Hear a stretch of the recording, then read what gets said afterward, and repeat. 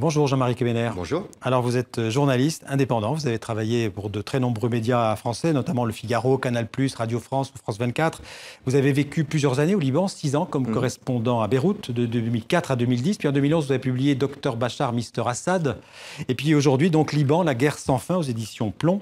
Alors Liban, la guerre sans fin, si on voulait faire une petite provocation, on pourrait dire qu'on pensait que le Liban avait fini avec la guerre depuis la fin de la guerre civile en 89. Oui, le problème, c'est que je crois que les Libanais pensent en avoir fini aussi et qu'en fait, ils n'en ont pas tout à fait fini. Et on peut le comprendre de façon assez simple. On ne sort pas d'une guerre civile indemne. Voilà, une fois qu'on a enfoncé cette porte ouverte-là, ça c'est le constat. Il faut rappeler que cette guerre, elle a fait au moins 150 000 morts. C'est ça. En 10 ans, paradoxalement, 150 000 morts à l'échelle du Liban, qui est un pays qui contient 4 millions d'habitants, qui comprend 4 millions d'habitants, c'est énorme.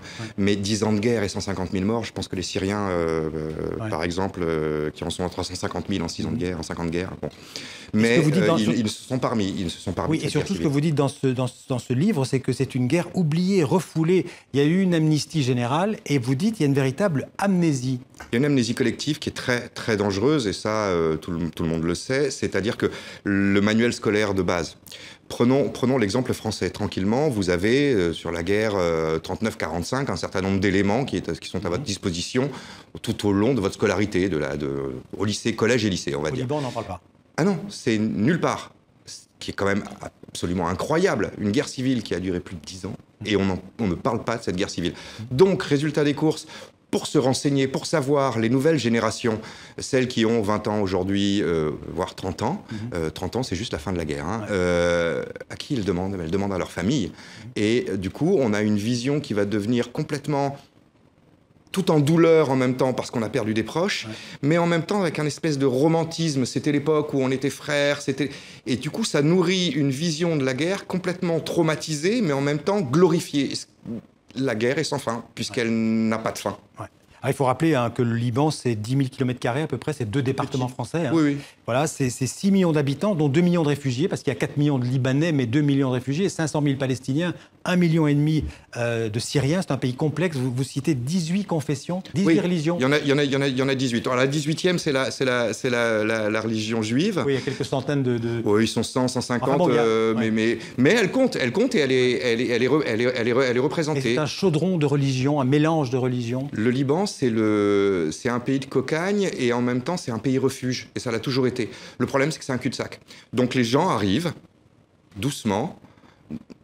C'est un pays qui respecte les religions. Donc chaque religion prend sa place, son territoire, ses activités, mais ne bouge pas. Il y a très peu de mélanges. Et je l'explique dans le livre. C'est très compliqué, les mélanges d'ailleurs. Les mariages mixtes sont très très rares. Et extrêmement compliqués en termes de succession, de mariage, de divorce. Tout ça est très très compliqué. Donc résultat des courses, les communautés se sont agrégées, accumulé. Même géographiquement. Même géographiquement, bien sûr. Donc on a une mosaïque, un kaléidoscope de religions, de territoires, ce qui fait le Liban tel qu'on l'aime et tel qu'on le déteste. Et il faut rappeler qu'il y a plus de 3 fois plus de Libanais qui vivent à l'étranger qu'au Liban. Je crois qu'il y a 12 millions de Libanais dans la diaspora, notamment en Amérique latine. Oui. Et alors, en plus, les Libanais ont ce côté très sympathique, moi ça j'adore, mais d'imaginer que... ne leur dites pas que Shakira est colombienne. Jamais de la vie. Son grand-père était libanais, donc elle est libanaise. Même Napoléon était libanais, non? Alors ça, c'est quand ils ont bu. Quand ils ont bu, ils expliquent que Napoléon, c'est Nabil Aoun, et que donc, cela dit, j'ai un ami corse qui a eu la gentillesse de lire le livre, et qui m'a dit, c'est incroyable, j'ai l'impression qu'on parle de la Corse. Donc, mais ça, je lui laisse son... On parlait des religions. Dieu et la religion sont omniprésents dans la Constitution, dans la vie quotidienne. En fait, c'est un pays qui semble, vu d'ici, on parlait de la Suisse, du Moyen-Orient, etc., mais c'est un pays où la religion est omniprésente. On ne peut pas faire sans religion. Quand la guerre s'est terminée, le postulat de principe pour sortir de la guerre et apaiser les choses a été de dire on va trouver un règlement du conflit qui va être confessionnel et on va s'appuyer sur ce règlement confessionnel pour bâtir un nouveau Liban. Résultat des courses, les religions, ou plus exactement, on va dire il faut distinguer confession et religion. Il y a 2 religions principales au Liban, la religion chrétienne et la religion musulmane. Dans la religion musulmane, il y a 2 confessions, les sunnites et les chiites. Aujourd'hui, sur les chiites qui sont majoritaires. Les chiites, pour ceux à qui ça dit quelque chose, c'est le Hezbollah, par exemple, qui représente l'essentiel des chiites du Liban, par ailleurs. Mais souvent, quand on pense au Liban vu de France, on pense que c'est un pays où les chrétiens sont à peu près 50-50 avec... Et c'est pas vrai, aujourd'hui les chrétiens sont minoritaires. S'ils sont 15%, c'est un maximum en fait. Voilà. Et pourtant la Constitution est fondée sur un mythe qui est de dire on fait un tiers, un tiers, un tiers. Au Liban, le président de la République doit être chrétien. Pas n'importe quelle confession chrétienne, il doit être maronite, qui est la confession chrétienne la plus nombreuse au Liban. Les maronites dépendent de l'Église de Rome. Ouais. Enfin, ils sont largement minoritaires. Les prêtres ont le droit de se marier. Je dis ça au hasard, mais enfin, voilà. Les chiites ont la présidence du Parlement libanais et les sunnites, c'est la présidence du Conseil, c'est-à-dire l'équivalent de notre Premier ministre. Alors, malgré toutes ces différences de confession, de religion, de langue, est-ce qu'il y a une identité libanaise? Est-ce que tous ces Libanais se sentent d'abord libanais? Chaque Libanais sait ce que c'est d'être libanais. Aucun Libanais n'est capable d'expliquer la nation libanaise. C'est très complexe, c'est très étrange. Ils ont tous leur propre sens de la nation, leur propre sens du patriotisme, de ce qu'ils mettent dans le Liban, mais le Liban, lui, ne leur renvoie pas. Il n'y a pas de concept de... Le Liban n'est pas un État-nation, c'est un État-concept, en fait, qui a été inventé par les Français, par ailleurs. Et les Libanais mettent dans leur pays, dans leur nation, tout l'amour qu'ils peuvent avoir pour lui, et il est absolument sincère, sans que jamais le pays, et y compris constitutionnellement d'ailleurs, ne leur renvoie l'ascenseur et ne leur dise « oui, nous sommes un tout, et voilà en quoi ce tout nous surpasse », sauf sur l'armée. L'armée est peut-être le seul organisme d'État qui là réunit réellement tous les Libanais, et c'est peut-être l'organisme où ils se sentent le plus représentés. Alors, on parlait des réfugiés. Alors, c'était vraiment une question sensible au Liban. Je le disais, à peu près 2 millions de personnes sur 6 millions d'habitants. C'est comme si la France, il faut le rappeler, avait plus de 20 millions de réfugiés sur son sol. Ça va finir par exploser, vous croyez? Est-ce qu'aujourd'hui, beaucoup de Libanais souhaitent que les réfugiés syriens retournent en Syrie? Oui, les Libanais en ont un peu marre. Alors, pour parler clairement et sans langue de bois, depuis 1948 et la création de l'État d'Israël, ils ont vu arriver donc les réfugiés palestiniens à qui on promettait à l'époque le droit au retour. Ils sont toujours là. Les réfugiés palestiniens sont toujours là.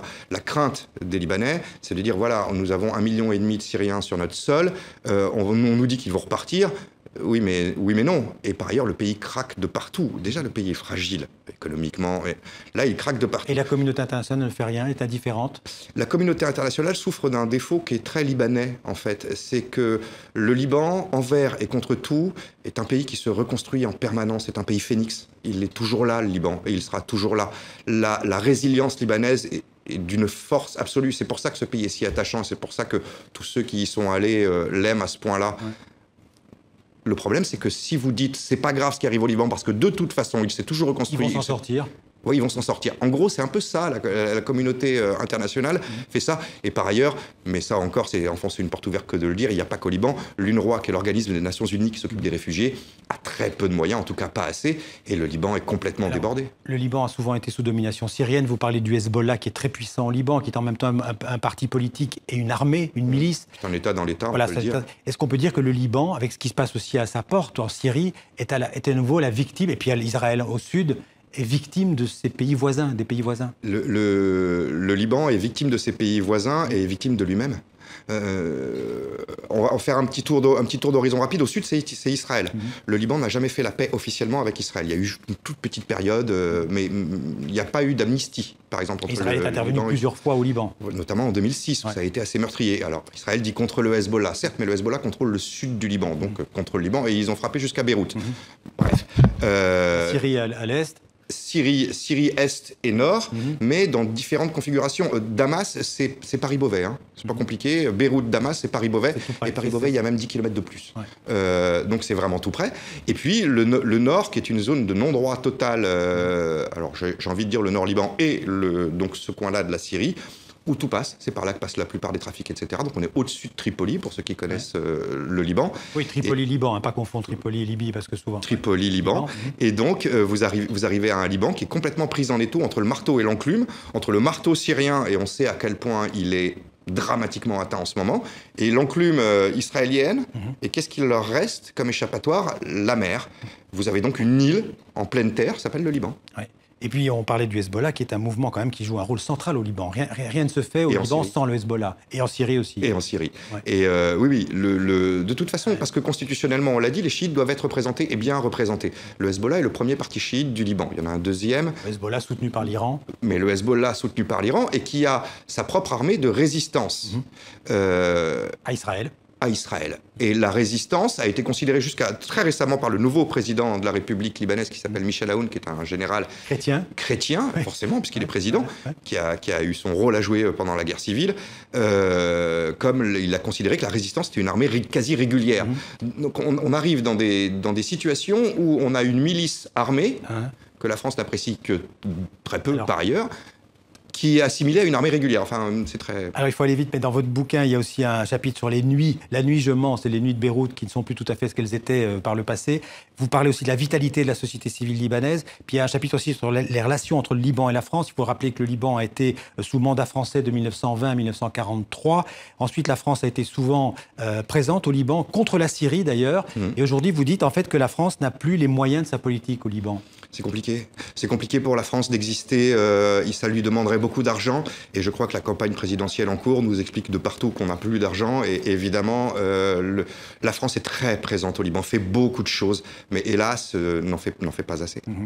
Merci beaucoup, Jean-Marie Kemener. Donc, je rappelle ce livre, Liban, la guerre sans fin. On a compris que c'était une guerre sur tous les terrains, malheureusement, dont le Liban est souvent la victime, aux éditions Plomb. Merci beaucoup d'être venu en parler dans 64 minutes.